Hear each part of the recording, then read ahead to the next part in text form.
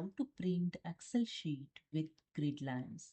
So let's start this in my Excel, and here this data I'm going to print with grid lines.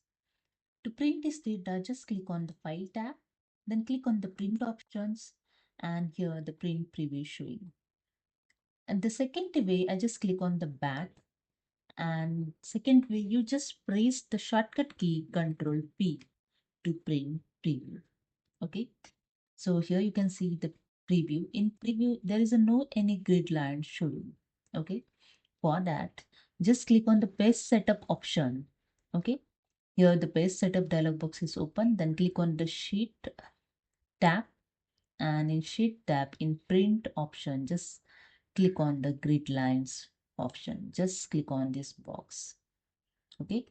After that, just click on OK, and that's it. You can see on your data is grid line here. Okay. And after apply the grid line, just click on the print. That's it.